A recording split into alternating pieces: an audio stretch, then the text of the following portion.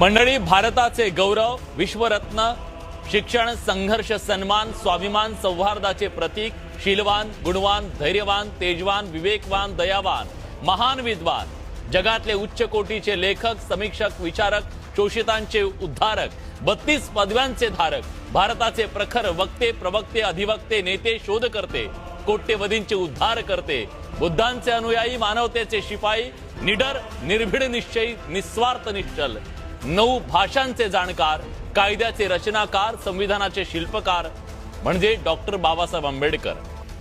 आज बाबासाहेबांची जयंती। शिक्षण, संघर्ष आणि सन्मान या 3 शब्दात ज्यांनी कोट्यवधींच्या आयुष्याचं सगळं सार मांडलं, त्या महामानवाला आज वंदन करण्याचा दिवस। लोक म्हणतात ते फक्त कायद्याचे जाणकार होते, मी म्हणतो ते अन्यायाविरुद्ध धगधगणारी मशाल होते। लोक म्हणतात ते संविधानाचे शिल्पकार होते, मी म्हणतो ते या देशातल्या शेवटच्या माणसाला माणूस म्हणून जगण्याचा अधिकार देणारे महान नेते होते। 32 पदव्यांचा डोंगर शिरावर पेलणारा हा विद्वान जेव्हा लंडनच्या लायब्ररीत तासन तास उपाशी पोटी अभ्यासात मग्न असायचा, तेव्हा त्यांच्या डोळ्यासमोर स्वतःचं करिअर नाही, माझ्या देशातल्या शोषितांचं भविष्य होतं। 9 भाषांचे जाणकार, पण त्यांची खरी भाषा एक, मानवता। ज्या हाताने कधी काळी काळाराम मंदिराचे दरवाजे ठोठावले, त्या हाताने उद्याच्या भारताचं भाग्य लिहिलं गेलं। शिका, संघटित व्हा आणि संघर्ष करा हा मंत्र केवळ शब्दांचा खेळ नव्हता, तो हजारो वर्षांच्या गुलामीचे साखळदंड तोडणारा हुंकार होता।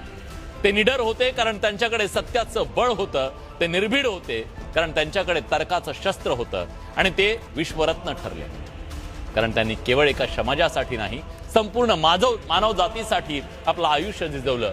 आज त्यांची जयंती हा केवळ उत्सव नाही, तर हा प्रेरणेचा दिवस आहे। आजच्या दिवशी आपण स्वतःला विचारलं पाहिजे की बाबासाहेबांच्या विचारांचा वारसा आपण किती जपला, समता, बंधुता आणि न्याय या मूल्यांसाठी आपण किती झटलोय, किती झटतोय। बाबासाहेबांनी आपल्याला संविधान दिलं, आता देश घडवण्याची जबाबदारी आपली आहे, आणि त्या सूर्यासारख्या प्रखर तेजाला, त्या अथांग ज्ञानाच्या सागराला आणि कोट्यवधींच्या उद्धारकर्त्याला नमन करूया आज जयंतीच्या